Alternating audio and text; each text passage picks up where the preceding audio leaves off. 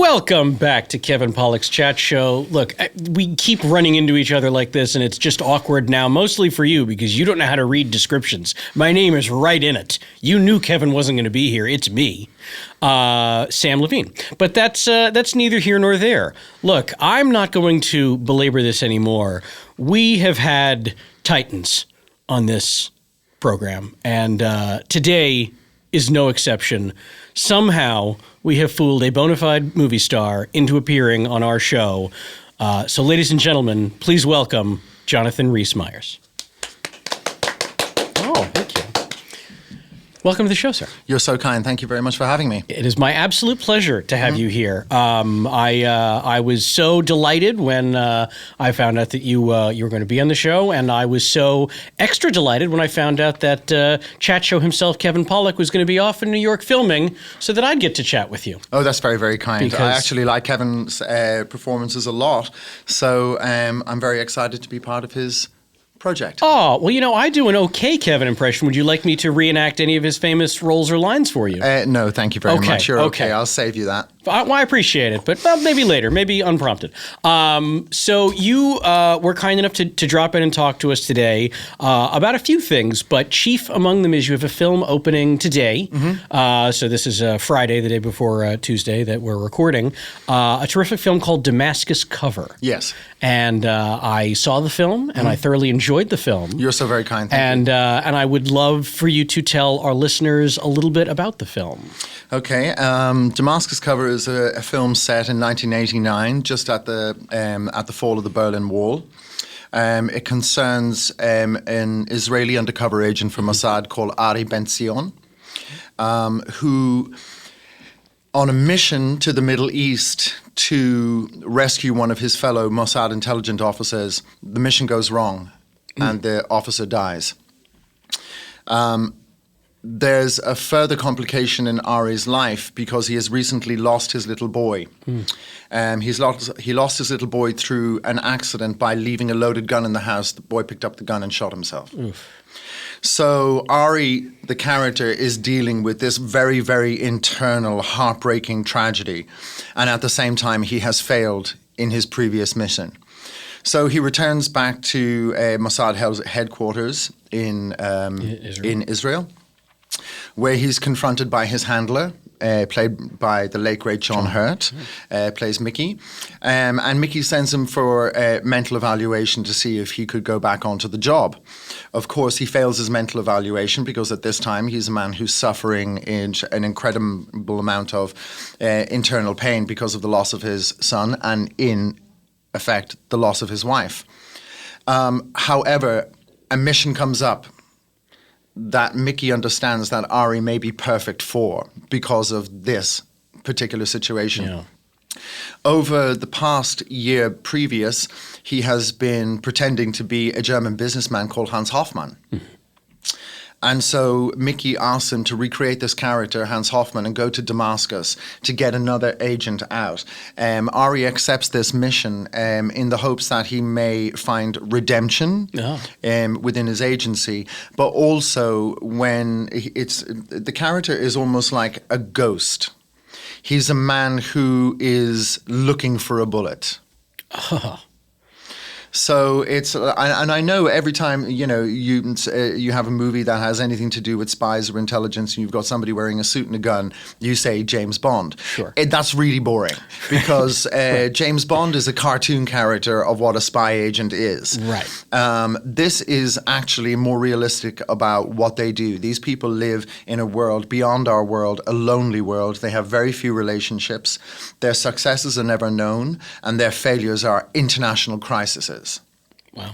So he carries this through the movie. He finds out once he gets to Syria and Damascus that he is not the operation. He is a patsy for another operation.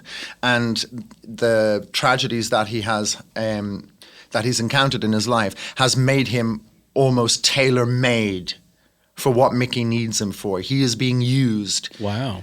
Now, this is something that, you know, if you don't work in the intelligence services, people never really understand.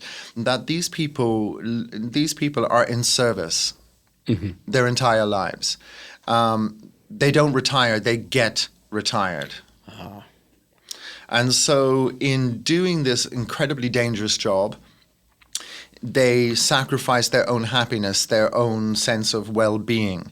So when you compare something like the Damascus cover to something like a James Bond film, it's chalk and cheese. It's Jupiter and Mars. They do not exist in the same world. It is not a cartoon version of what the intelligence service does. It's a really dirty, dark job with very little thanks and a lot of suffering. Wow. Well, that was an incredible description of what people are getting themselves into when they see the film, and I'm inclined to agree with your take on it, Jonathan. That is what I saw. I saw a very dark film about troubled characters who are in a very stressful, high stakes world, and there was not a lot of James Bonding going around like there would not be in the real world. Like they would not be in the real world. Yeah. And remember, this is 1989, and now look at where Syria is. Exactly, yeah. So this is the precursor of what happens when people miscommunicate, misunderstand, don't compromise, and control falls into the hands of some very, very dangerous men. That's why we have such an international disaster there now. Yes. This is almost part of its genesis. Mm. Yeah. Now, the book that the film is based on takes place in 1977. Mm-hmm. So I'm assuming you read the book. Yes. How did you feel about the change from 77 to 89? I actually quite like the idea of changing it from 77 to 89. And the problem is that, and I did a film a few years ago with the wonderful Roland Emmerich called Stonewall, which is about the Stonewall riots, which changed, people's attitudes in New York hugely. And I remember having a conversation with Roland Emmerich about doing things that are in that time period. The problem with doing films in the 60s and 70s is that you almost have to go over the top cartoonish into what people look like, because the fashion industry has borrowed so heavily from this time that you walk into any store, Barney's store, and you're still seeing girls in Poochie dresses and what they were wearing in the 1970s. So to get the essence of the time period, 1989 suited everybody and suited our story better because it was so drab. I mean, the music of the 1980s was extraordinary, but everybody looked like shit. There's a quote right there. I'm absolutely quoting you on that. All right. Well, that's yeah. No, I agree with you. I agree with your take completely. The fashion it is cyclical. So to get around that. You're absolutely right. They do go over the top with it. Yeah, you do. I mean, you see that in certain films where the characters tend to not be believed as much because they have to go so over the top with the ridiculousness of the look that it tends to take away the audience from what's going on. And, instead of concentrating on somebody's performance, they're laughing at an actor's mutton chops. Absolutely. Which actually was the fashion of the time, or somebody wearing platforms. And then they concentrate on this thing. Yeah. Mm-hmm. Well, I'm glad that I was not distracted by any silly wardrobes in this film. You're so kind. Thank you very much. We did our best. You guys did great. And actually, you had some tricky locations to shoot, and you shot the film in Morocco, Israel, and Germany. Correct. Yeah. So I know you are someone who does enjoy traveling. I mean, how did you feel about differences between those three somewhat different three locales for shooting? Certainly, Casablanca in Morocco was a very, very good match for Damascus at that time. Obviously, we couldn't shoot in Damascus because it's now a parking lot. Germany is a wonderful country, and therefore you have that German sense of efficiency. So you can see that within the film, the efficiency of Germany, the sort of the amalgamation of different people and different cultures in Damascus, and then you have almost this strict we are on defense element of Israel. And so these are three very different places with three very different problems. But these three very different problems in these three very different places have an effect, a rippling effect all over the world. Yeah. And so I think my director, Daniel Buck, did an incredibly good job of portraying each country with its own qualities and at the same time its own desperate failings. Wow. So that's fantastic. You are doing spectacularly. You have gotten every answer correct, by the way, on my little sheet here. Oh, really? Yeah, you're running straight A's as far as I'm concerned. So you were a producer on the film. Yes. As well. Was producing something that you'd always wanted to do in your career? Yeah, I mean, yes, but you're producing from a different element. I wouldn't consider myself as the sort of the financial producer who's going to go out in a suit and sit down and convince people to give him money. Sure. It's more from a creative point of view. Right. There's 3 films. I've already had a film come out this year that I was also a producer of, which is called The 12th Man. Directed by Harold Zwart, which is literally one of the best Second World War films ever made. And I did the film entirely in German. Well, I play Obersturmbannführer Kurt Starger. it's easy for you to say. And it's a true story of the Norwegian partisan Jan Bulsrad, who survived months and months crossing from Norway into Sweden to escape a Gestapo officer, as I said, Obersturmbannführer Kurt Starger. And these are real characters. And Harold Zwart, the Dutch director, did an extraordinary job with this film. It's a magnificent movie.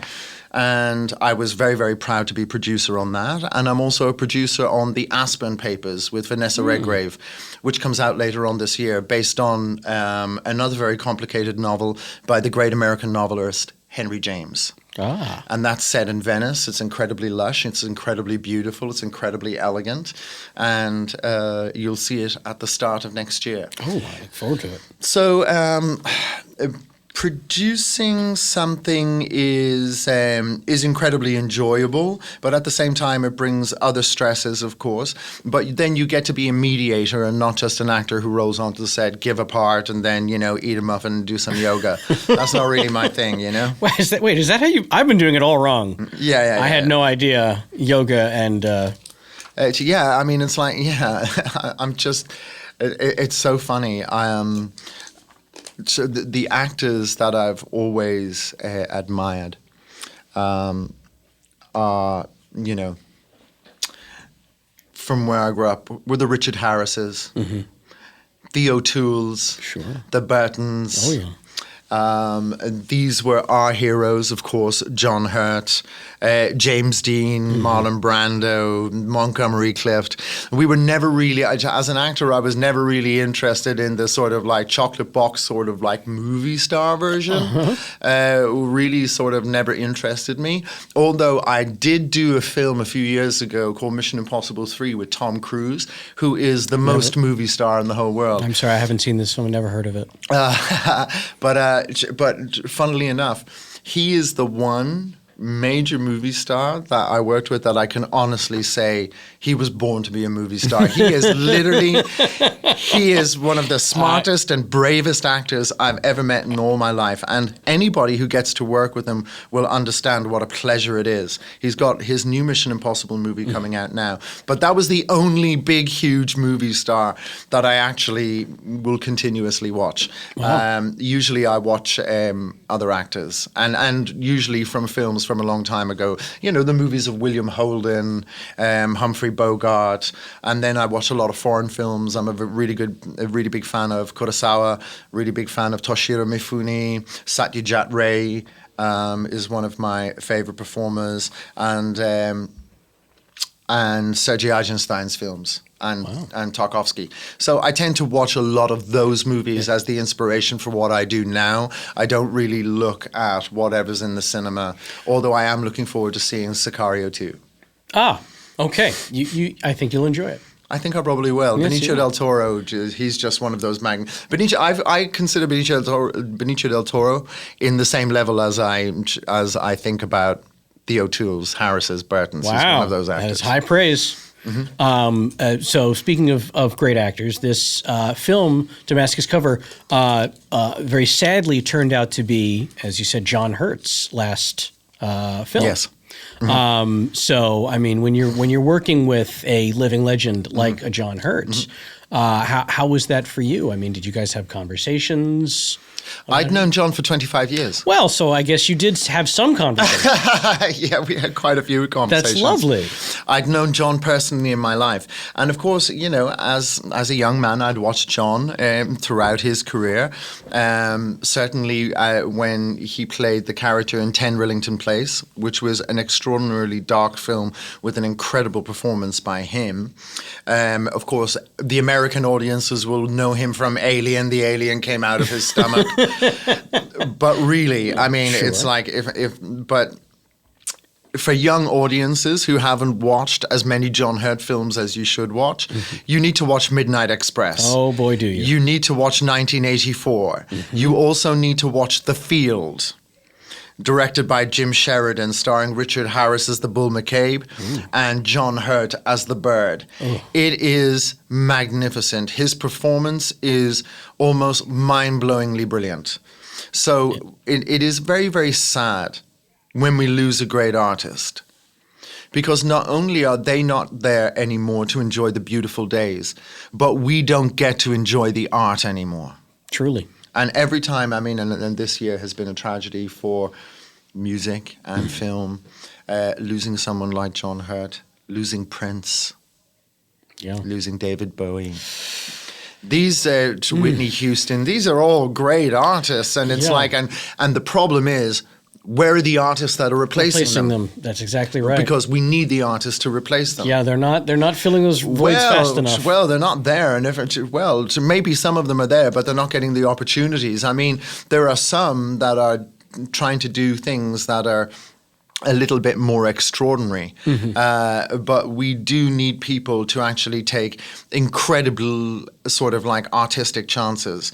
Unfortunately, we live in a world of obviously mass media and stuff like that, where you almost have to be told what's good through the media for people to actually go and see it. But then that doesn't allow people to have their own opinions, because if people really knew what great art was, then all our great-great-grandparents would have been buying Van Goghs when they were 5 guilders instead of 500 million. Oh, God, you need to be in Bartlett's Book of Quotes. You are dropping some gems on us, sir. Well, yes, I agree. They are not being replaced fast enough, and I would say Hurt falls into that category for me. He was just absolutely brilliant, and the first thing I ever saw him in as a young man was The Elephant Man, where he's, of course, unrecognizable. With the magnificent Anthony Hopkins. At least we still have Anthony Hopkins. Oh, we certainly do. And we have Gary Oldman. Oh, he's... And please leave us Gary Oldman for another 30 years. At least. I would not... I don't want to think about a world without him. I don't actually want to think about an acting world without Gary Oldman in it. No, sir. Yeah. Well, thank you so much for talking about the movie. As I said, it's out today, so if you're listening to this, it's been out for 4 days. So you've already dropped the ball. Go see Damascus Cover. It is playing in theaters across the country. Check your local listings, as they say, but do yourself a favor and check this film out. What I would love to talk about is your incredible body of work. Thank you. My pleasure. Leading up to this latest, you've had a career that I've personally been following for a long time, as have millions and millions of film goers. I think the first film that I really took notice of you in, that a lot of people did, was Velvet Goldmine. Yes. You played Brian Slade, this rock star, and this was a truly a very different film. This was you did some singing in the movie. I would love to hear about how you became involved with the project and what your experience was like on it. Okay. Well, I got the script for Velvet Goldmine.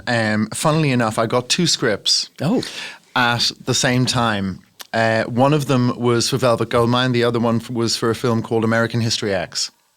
Oh, my.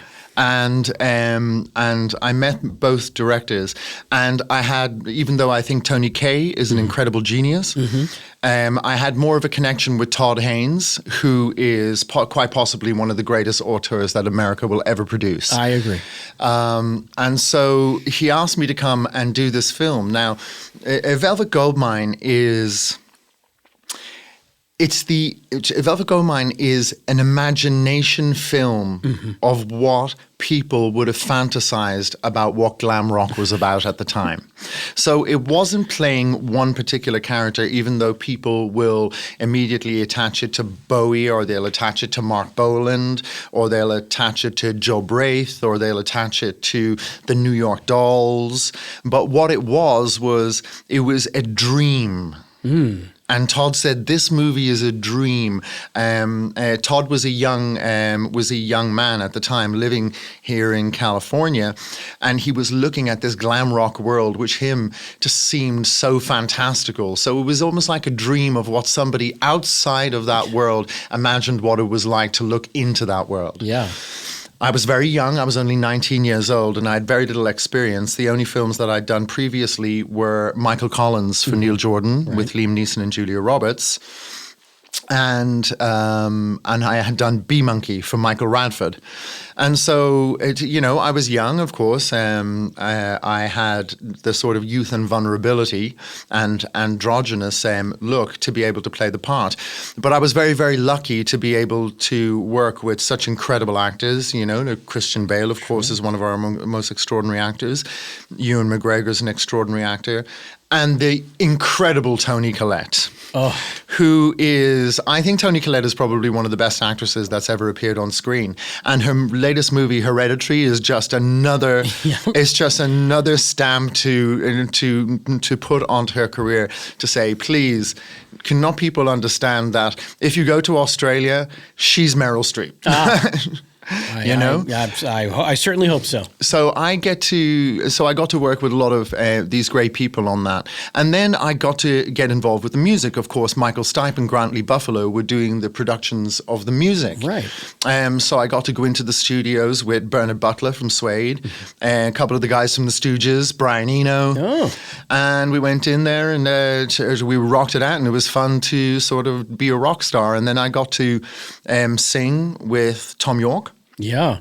Because for one or two scenes they mixed our voices. And then Brian Eno asked me if I would do a version of his song, Baby's on Fire, which I did. And then Brian Eno very, very kindly said, if you ever want to release that song under your own name, I'll give it to you.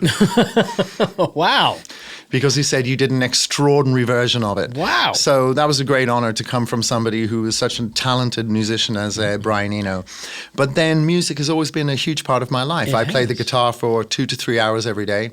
Wow, that's dedication. Yeah, it's also a form of meditation and relaxation. Oh, right. Yeah, you come from a musical family. I do. My father, my 3 brothers, my 2 half-sisters, and all my aunts or uncles are all choir singers, traditional musicians, rock musicians, and singers.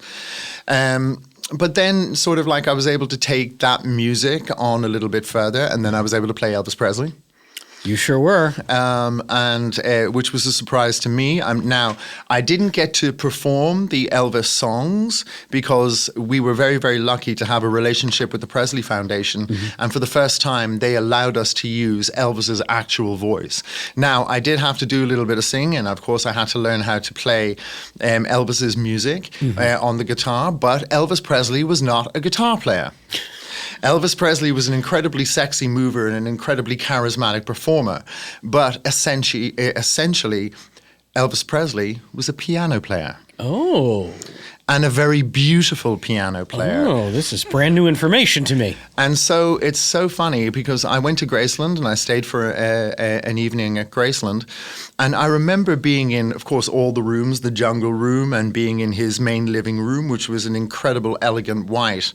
And there's a little chain that stops people from walking over to this incredible white piano. It's almost ivory white, not made from ivory, but ivory white. And I remember just sitting there on a chair outside that chain, and you can almost still hear the resonance if I closed my eyes, I could imagine what it would have been like for him to sit and, sing some of the beautiful gospel music that he used to like to sing. He was a very, very deep spiritual person and a great piano player. But I didn't know until I did the film that occasionally when he was doing live concerts, they would never turn on the mic on his guitar. They would allow Scotty, who was his Scotty Moore, who was his main guitar player, to take over the main sort of edge, guitar, the main lead guitar and rhythm guitar, which allowed Elvis to perform in a way that the audience would absolutely be blown away. Yeah. I don't think you could actually do those incredible chords and do those incredible movements all at the same time and sing. It's very complicated. Yeah, and you nailed those moves. Oh, by you're the so way, kind. In the film, which I remember watching when it aired back in 2005. How are you a dancer by nature? Did you feel at ease learning those moves? No, actually, I wasn't a dancer by nature. I mean, I like to move and I like to dance, but it was so funny. There was I was sent originally to a ballet instructor who was a very, very nice gentleman, but a ballet instructor. Okay. And so when I went to him and I said, he said, and he's from New Orleans. So he was like, good morning. He goes, now I hear that you want to do an Elvis Presley impersonation. And I said, that's not quite what I'm looking for. So so my first dance rehearsal was a disaster. Okay. So I left the dance rehearsal and we were shooting the following day. The dance rehearsal was on a Sunday evening. They were shooting on a Monday morning. But what they were shooting was a gentleman called Marcus. I don't remember his second name, very unfortunately, but he was playing one of the original African-American blues jazz musicians that Elvis used to sneak into these clubs to watch these people. This is where the inspiration came from. And I remember being on set and I walked up to the director. And I said, that guy on stage, now he knows how to move. I said, is it possible that I could maybe have 20 minutes with this man to have a conversation about Elvis Presley and how he moved?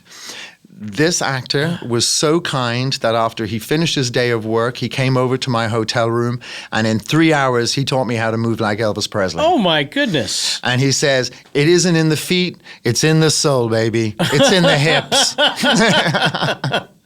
That's phenomenal. So then I was able to go on stage, and I was able to give it all that. Oh, my goodness. Yeah. That's fantastic.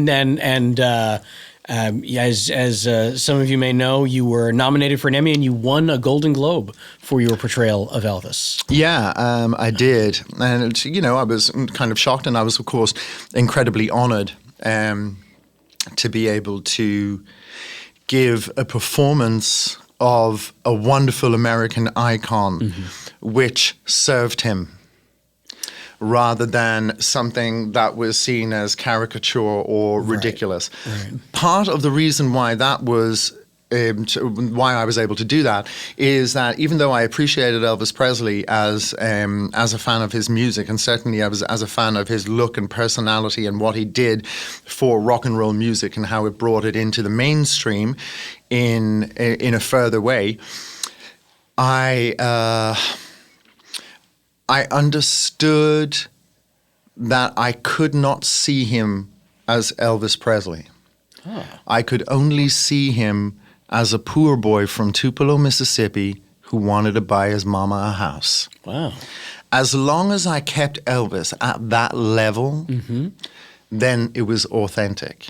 But as soon as you start playing an idol, then, you see, idols are not idols to themselves. They're only idols to other people. To themselves, they're artists who are constantly struggling to find a better, higher level of art.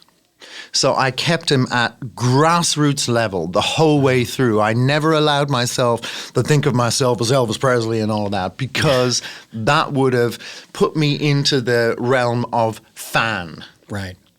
That's not my job. My job was just to play him as a young musician hoping to do better than his circumstances that he was born into would have allowed him to be. He was a poor son of a sharecropper.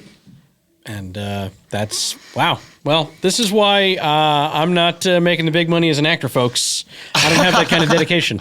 But to hear you go in and out so effortlessly into that the Elvis voice, you have had a career where you've done so many different accents. Of course. So many different regional American accents and Yes. regional for all over the world.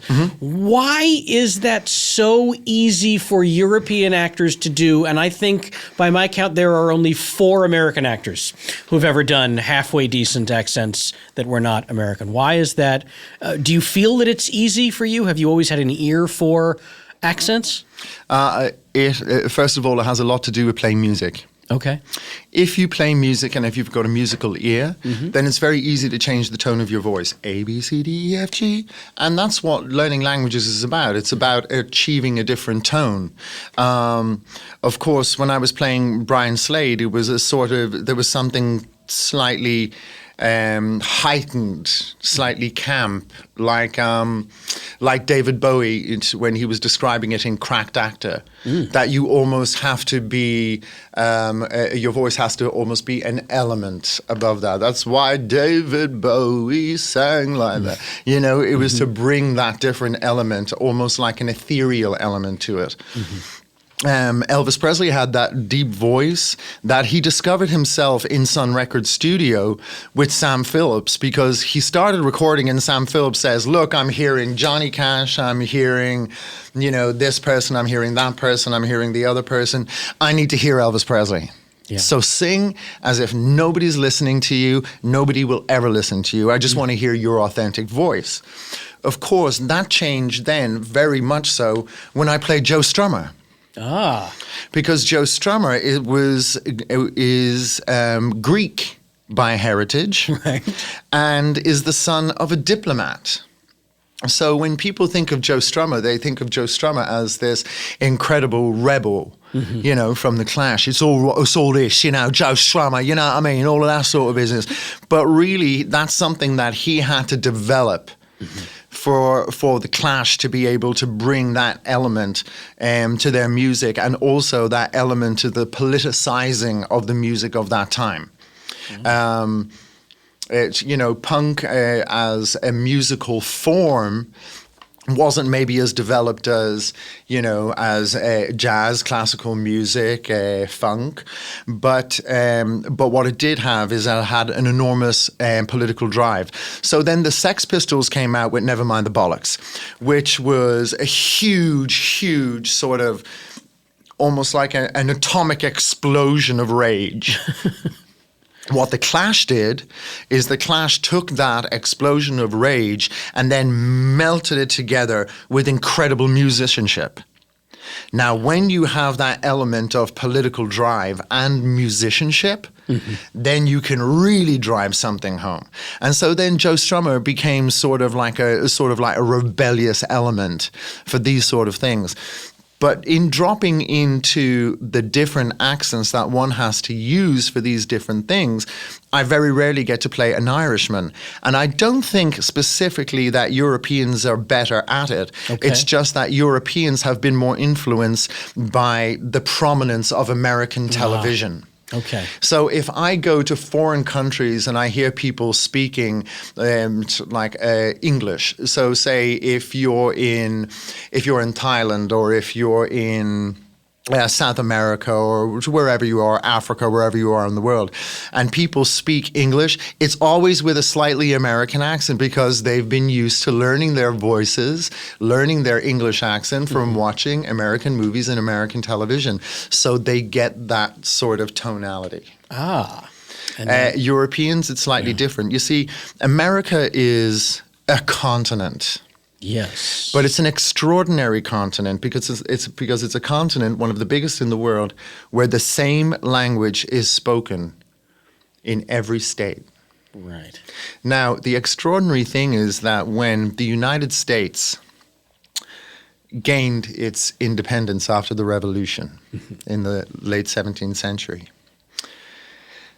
there was a committee, a congressional meeting, as to what language the Americans would speak. Because, of course, they had just spent years and years kicking the British out. Right. And the last thing they wanted to do was to adopt their tongue. Ah. And most of the Americans at that time lived on the East Coast. Of course, America wasn't discovered beyond Virginia. That didn't happen until Thomas Jefferson made the Louisiana Purchase. Sure. And suddenly, his country was so much bigger.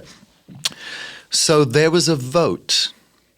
And the vote was won by 49 to 51 to speak English rather than German. Huh. Because if you look at Pittsburgh, Pennsylvania, Philadelphia, all of these people were actually European migrants that had traveled to the United States. It would have been a very, very different country if the United States had been a German-speaking country. Wow. But actually, that's an extraordinary thing in history that they actually chose to speak English. Then America became the world power. And in becoming the world power, they made English speaking the most prominent speaking in the world. And so and I think Americans do some very, very wonderful accents outside of their own. Oh. One in particular that was exceptional was the late great Philip Seymour Hoffman. Oh. Did a film where he plays an intelligence officer in Germany. Yes, that was one of his last films, A Most Wanted Man. A Most Wanted Man. Yeah. And his German accent was so good. It was exceptional. It was exceptional. Yeah. So I think American actors have an incredible skill to be able to do this. However, they don't always get the opportunity to be able to go and do it in the same way as European actors coming over to another country get this opportunity to do these accents. All of my British accent just sounds like the guys in drag on Monty Python. Yeah, it's sometimes it all gets a bit Dick Van Dyke-y. Yep. But once again, putting us to shame, our European friends knowing more about American history than any American I know. Thank you for that. Well, a film that required no accent was another film that played very well here in the United States, Match Point. Yes. This was a film that anyone who somehow didn't know you from Velvet Goldmine, I think this was a film that certainly introduced you to them in a most wonderful way. Yes. It's not just my favorite Woody Allen film, it is also Woody Allen's favorite Woody Allen film. Yes. So you played tennis pro Chris Wilton. Yes. The film played out of competition at Cannes. Failed tennis pro. Oh. Which means something completely different. Okay. There's a tennis pro and then there's a failed tennis pro. Oh, dear. Which brings a different element to it. And I remember having this conversation with Woody. And Woody said there's a difference between a tennis pro and a failed tennis pro. Mm-hmm. And so in that, I could sort of understand exactly where he was coming from, why he was, why he felt he had to climb like Virginia Creeper through sort of, through romance or subterfuge to be able to achieve a better life. He was never going to be that great tennis player, so he had to be something else. Yeah. And in that, Woody said, I need you to play something that is so selfish, so sinister, so greedy. And at the same time, I want the character to feel like he has no options but to do this. Right. So when I actually, while I was promoting... I was promoting something. I can't remember what it was, but I was lucky enough to be in New York. I was lucky enough to be invited to a little drinks party with Woody. Ah. And I came into the room and Woody came up to me immediately and he said, first of all, let me tell you, Match Point is my most perfect film. I couldn't have asked for more from you. I couldn't have asked for a more perfect character. You did everything exactly as I imagined it in my head. But to go from Match Point to how you played Elvis Presley, he goes, is extraordinary. He watched Elvis several different times. Oh, wow. He was so complimentary. He was like, how you can go from giving that performance, which is, he goes, your performance in Match Point, he goes, was on the level of Alain Delon in Plain Soleil, which was the original talented Mr. Ripley. That's sort of like a little bit of the inspiration. Oh, wow. Or Montgomery Clift in that film Under the Sun with Elizabeth Taylor. These were the inspirations for it. But he said to go from that to be so convincing at playing the American icon, he was incredibly complimentary. Wow. And I was very, very complimented to be asked to make a film with somebody as great as an auteur as Woody Allen was. I was 27 years old and I was just truly, truly honored. Wow. That is phenomenal, and the audience at Cannes, or the judge at Cannes, felt the same way. You won the Chopard Trophy for Male Revelation for that film. It's funny. It's like it's strange, and you do. I mean, for Daniel and I's movie Damascus Cover, I've already won 2 Best Actor awards for that as well. Yeah, Manchester and Boston. Yeah, that's phenomenal. This is. Are you like Woody in the sense of awards are fine, but they're not for me, or do you take some stock in it? Is it nice? Do you enjoy the accolades when people take note of your good work? There's something quite funny about awards. Because when somebody gives you an award, you kind of go, oh, yes, thank you very much. You're so kind. Oh, well, I just do my best, my work as an actor. And then you close the door and you get your award and you go, oh, my God, yeah! So anybody who says that they don't, that it's like awards, whatever, secretly behind closed doors goes, yeah. So, yeah, we like to play it cool, but everybody likes to be awarded. Everybody likes to be praised. I mean, it's a fact of life. Yeah. Employee of the Month placards, they just fly off the walls at Home Depot or wherever people buy those. So the following year, you followed up Match Point with a movie that we briefly talked about before, a little film that I have to see. I've heard a lot of good things about that young man, Tom Cruise, Mission Impossible 3. Mission Impossible 3, yes. Which was the first film ever directed by J.J. Abrams. A magnificent person, a magnificent artist, a wonderful director, and an incredible human being. But that's not unusual because his father, Jerry Abrams, was also an incredibly respected, incredibly kind man. J.J. Abrams is the one person in the world that every time I see something that is successful for him, my heart glows.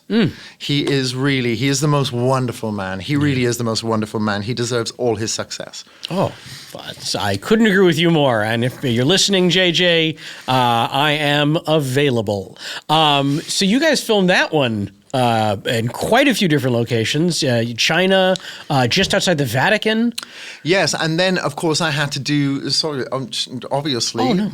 And he wanted me to play the character of Deccan Irish, but of course io parlo italiano because I used to live in Rome. So then I have to speak Italian in the film. Yes, that was my next question. And your Italian in the film is exceptional. Grazie mille. What is it? Prego?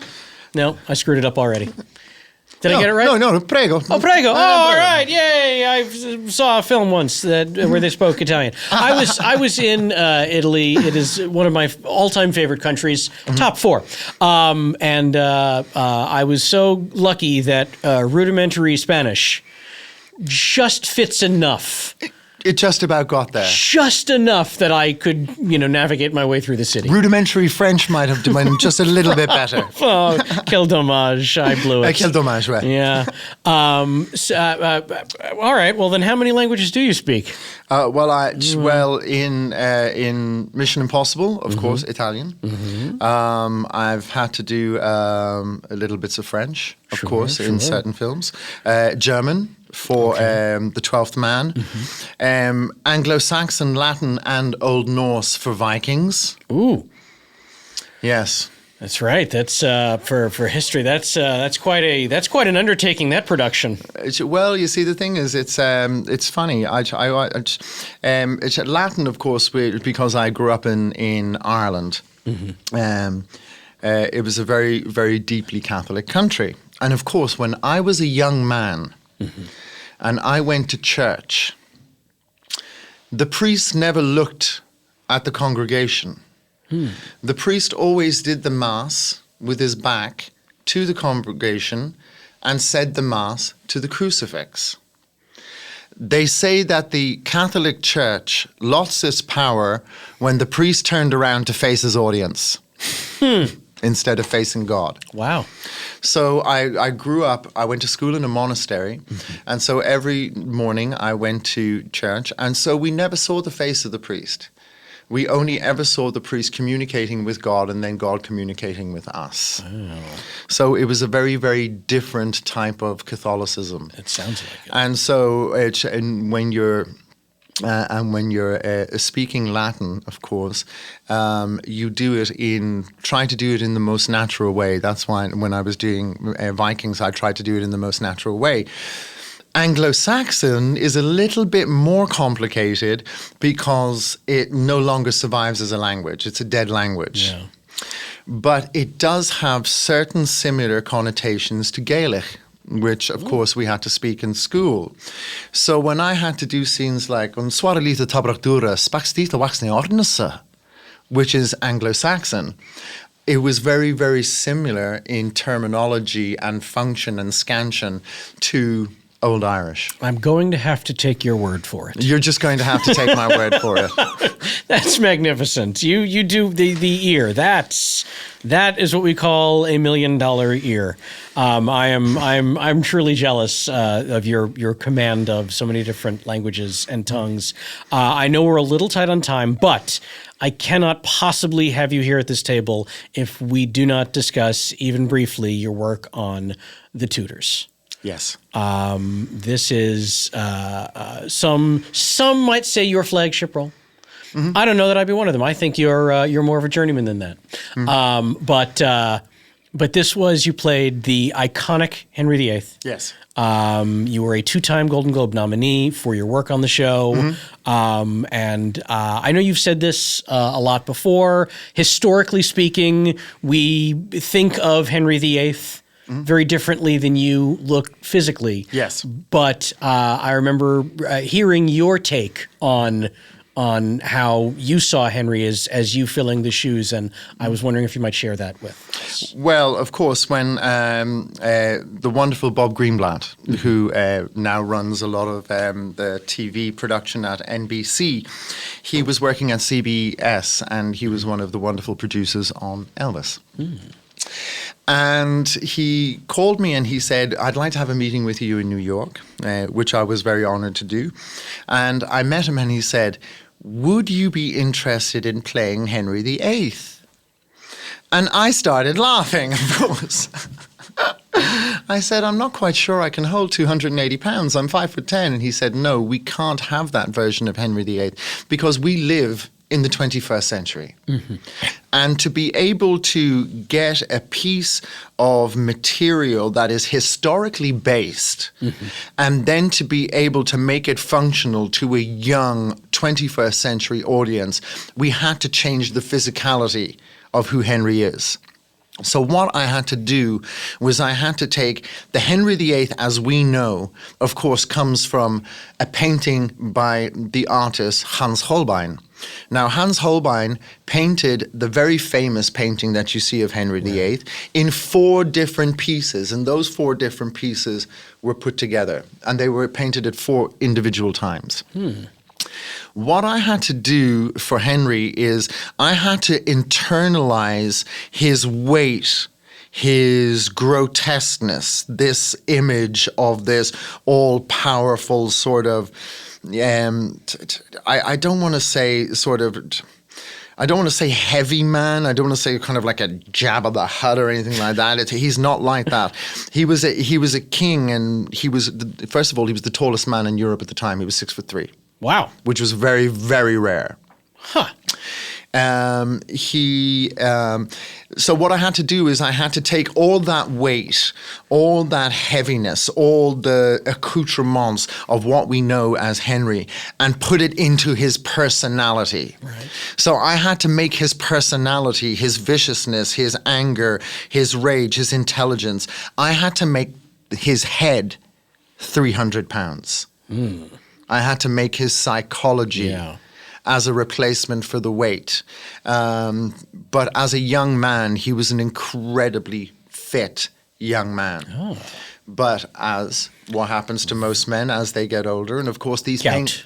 Yes, gout, a bad diet, is these people over time, and certainly kings over time, would gain this weight. And of course, the paintings of Henry didn't really start to get painted until he was much later in life. Oh. However, there is one painting of him in France where he met the young prince Philippe of France at the time, and he met him in what was called the meeting in the Field of Gold. And there's a very, very small miniature of Henry VIII. And he weighs about 155 pounds, and he's got long blonde hair. Well. And he's thin. And you can see the young man before he becomes the king and takes on all that weight.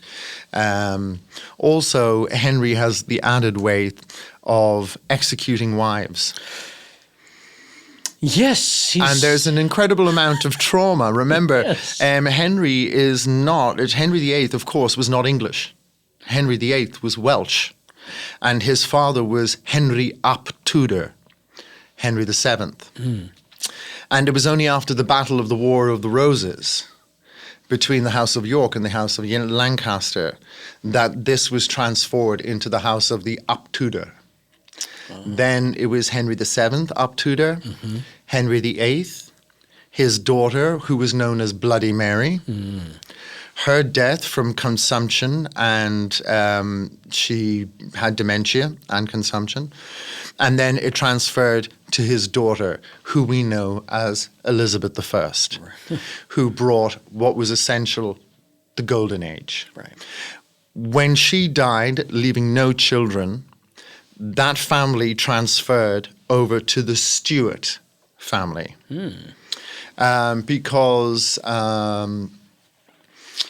because there was no legitimate children, and Elizabeth understood. You see, Elizabeth I was almost an entire replica of her father Henry. And she knew that the only way for a woman at that time to be able to keep power was she could not marry a man. She married England. Ooh. And she said it very clearly. And she said it to her advisor, Lord Cecil. She said, "You see, Lord Cecil, I have married. I married England. I am England's bride." And that's why she became the greatest queen. If you haven't seen the film Elizabeth, starring Cate Blanchett. Also written by Michael Hurst, who wrote The Tudors. And that's where it all comes together, folks. We're not just talking great acting here, we're also talking history. We're talking history, always talking history. With Jonathan Rhys Meyers. All right, I'm going to let you get out of here in 1 minute. Yeah. But last year, you participated in something called the Movie Trivia Schmodown with Brian Goodman. Schmo's Nose. That's right. Who directed you in Black Butterfly. A wonderful man.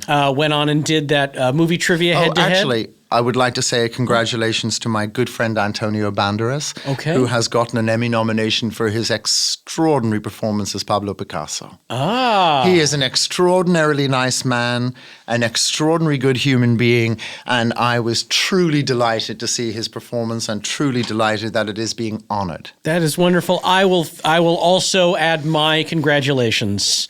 He's a big fan of the show, listens all the time. Yeah. I'm assuming.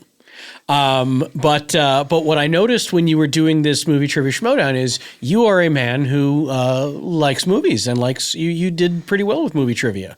I did okay. You did okay? I mean, I have some Okay, let's go. mid-level intermediate questions I thought I'd run past you, see how you do. Okay. All right, here we go.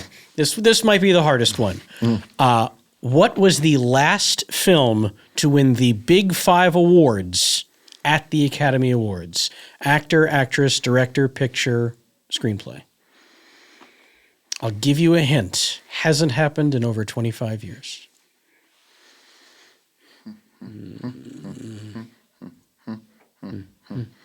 Where are we now? Schindler's List. Oh, so close. It was Silence of the Lambs. Okay, Silence of the Lambs was the Big Five. Okay, but here's my next question. Steven Spielberg had 2 films released in 1993. Name either of them. 2 films released in 1993. Catch Me If You Can. Oh, no, you had it. Saving Private Ryan. You had it for the last one. It was as I like to call it, the worst double feature of all time: Jurassic Park and Schindler's List. Oh, we're both 1993. Can I make an admittance? Oh, please. I've never seen any of the Jurassic Park movies. Oh, you should see the first one and then you're good. No, I haven't seen any No? of them. All so right. I do apologize. Oh, that's okay. No apologies necessary. All right, and lastly, Sean Connery famously retired from acting in 2003. Do you remember his last film? Yes, The League of Extraordinary Gentlemen. And that's how you close out on top. And that's why he said, no more. No more. I think he was still steaming from having turned down Gandalf. No, I don't think he was steaming from having turned down Gandalf, but I think when Sean Connery has worked so hard his entire life. He really Did you know that as a young boy, he had 8 jobs at the same time? Oh, my God. 8 jobs. He would get up, he would deliver newspapers, he would deliver milk, he would work as a bouncer, he would work during the day, and then he would study his acting performances, or for his acting performances in the evening. And he never liked dealing with banks and used to keep his salary for James Bond rolled up in socks and kept them in his drawers. Oh, and kids today, they complain about not having a cell phone. They don't know the struggle.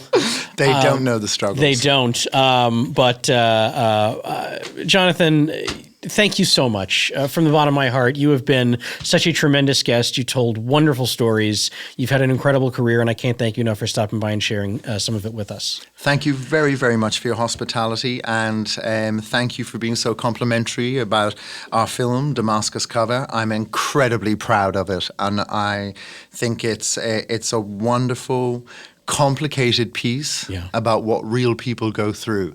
And I recommend audiences should see it and appreciate it for the hard work and the beauty that went into this movie and everybody in it. I resoundingly agree. And thank you to the audience for listening this evening.